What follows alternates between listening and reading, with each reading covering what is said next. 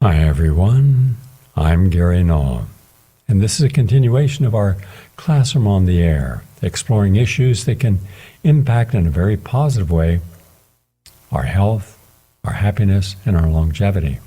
Today we're going to talk about something that almost everybody would benefit from, and that is mindfulness meditation. Now, we're not used to this in the United States. We're kind of hardwired, and it depends upon our nature, it depends upon our conditioning, it depends upon the energy we were born with. But you have people who are very methodical and slow and mindful. And then you have people that seem very hyper, hardwired to be more assertive. Not bad, just they're always on the go, have a hard time relaxing. And so what a lot of people do to relax historically is they take tranquilizers, or they take, back in the late 1800s, 1900s, it was common for them to take morphine and opium and even heroin.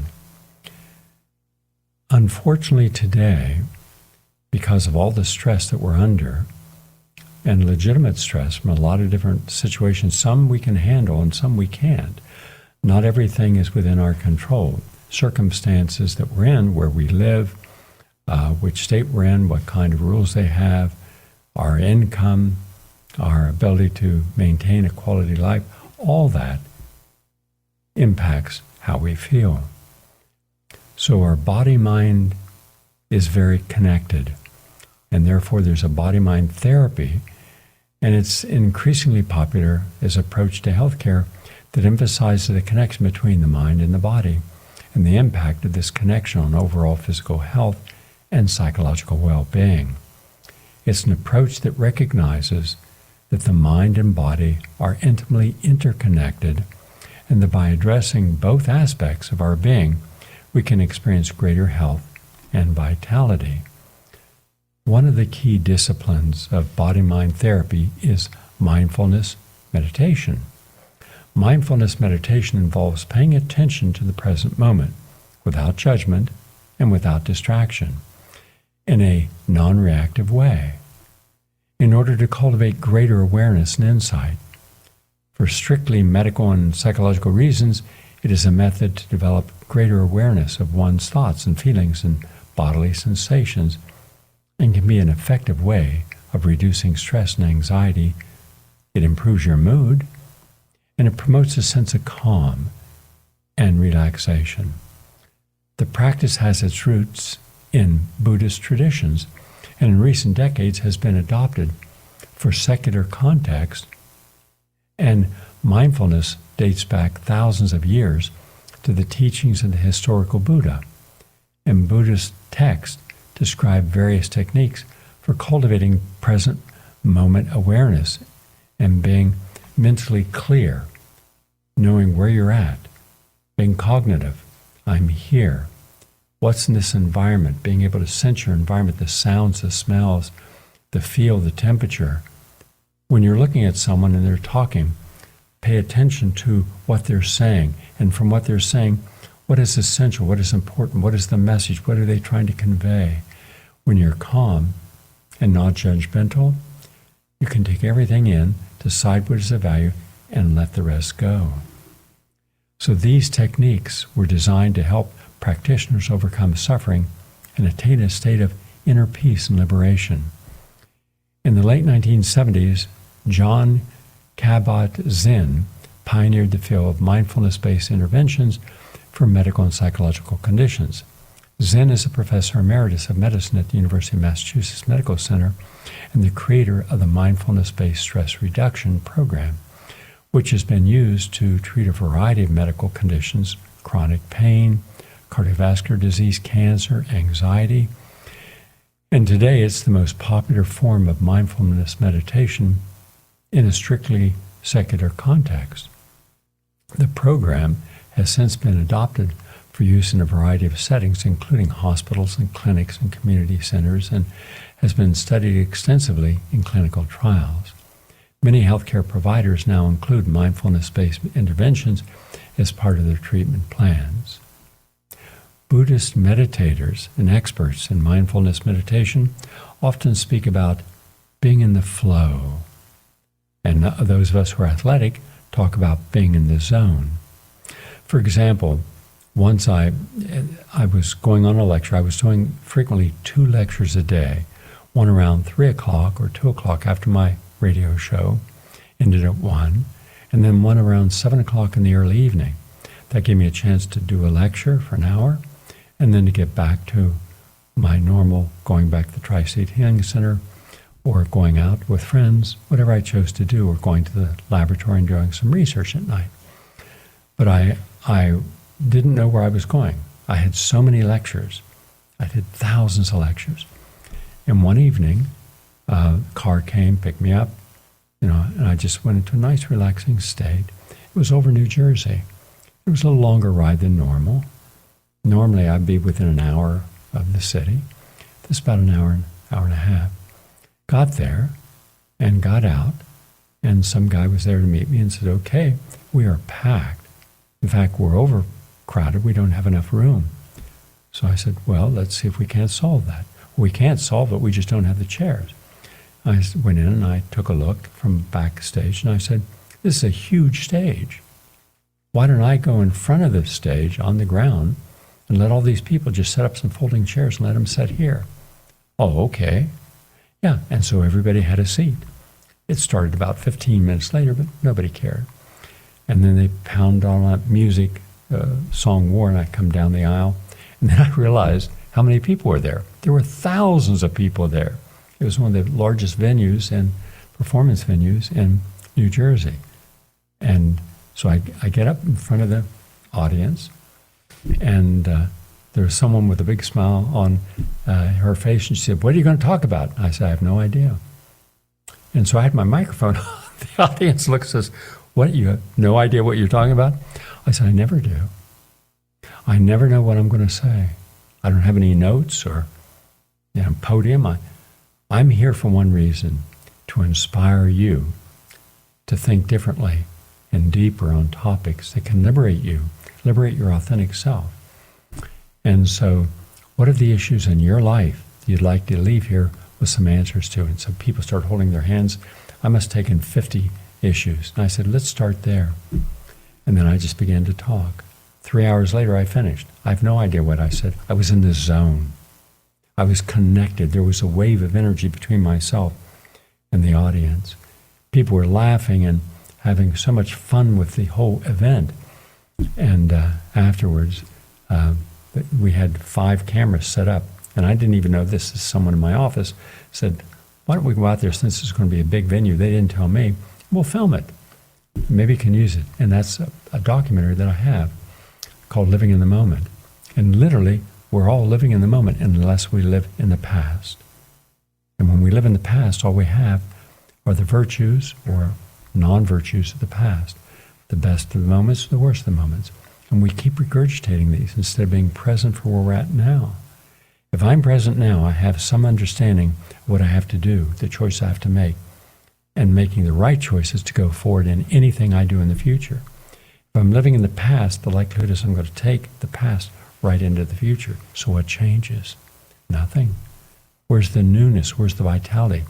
All I'm doing then is I'm living a daily ritual, honoring the ritual as if the ritual was my life. I remember once a friend of mine said, I can't go out right now. I got to take my mom to Mass. I said, it's 2 o'clock in the afternoon. Yeah, well, they hold a Mass. And I went over. I was in the car. And the Mass was in Latin. And I said, does your mom speak Latin? No. Then what's the point of being here? Well, it's a ritual. She does it every day. Okay, all right.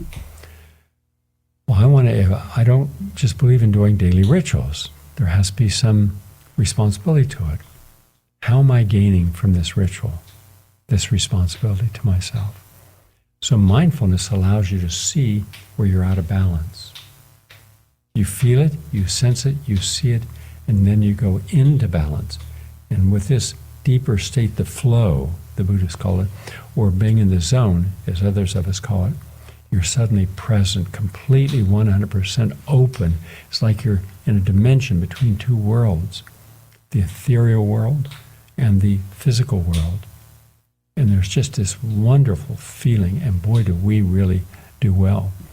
I use that in all my races, and that's how I've set so many records. And I haven't lost a race in the last 33 years, just set a state record. Not because I'm a better athlete or a faster athlete, but because I do my race differently. I use my energy in the flow, in the zone. So I'm just sharing this with you.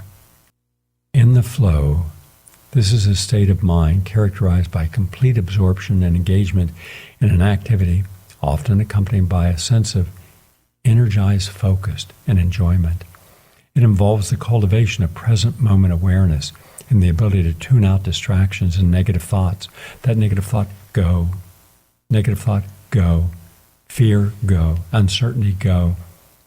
Insecurity, go. Guilt, go. Shame, go. None of that is getting in.